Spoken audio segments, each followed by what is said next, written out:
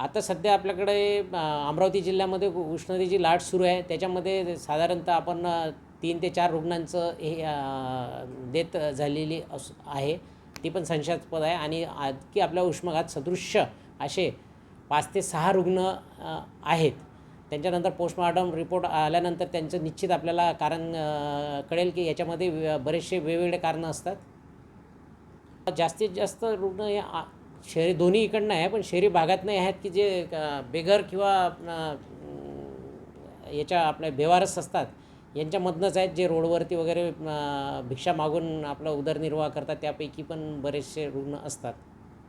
जनतेला आवाहन करतो की जिल्हा शल्य चिकित्सक या नात्याने की त्यांच्या आरोग्याची काळजी स्वतः काही प्रमाणात आपल्याला घेणं गरजेचं आहे. त्याच्यासाठी सकाळी बाहेर पडताना भरपेट नाश्ता आणि पाणी दिवसभर पाणी पीत राहावे व काम असेल तेव्हाच बाहेर पडावे. 12 ते 4च्या दरम्यान कोणीही बाहेर पडू नये आणि गरज पडल्यास निदान उन्हामध्ये जाताना गडद कपडे न घालता फिके कपडे आणि कानाला रुमाल बांधून आणि पाण्याचं भरपूर प्रमाणात जेव्हा ताण लागेल असं नको, आपल्याला पाणी नेहमी थोड्या वेळाने पीत राहणे, जेणेकरून की बॉडी टेम्परेचर जे बॉडीचं उष्णतामान आहे ते मेंटेन राहील.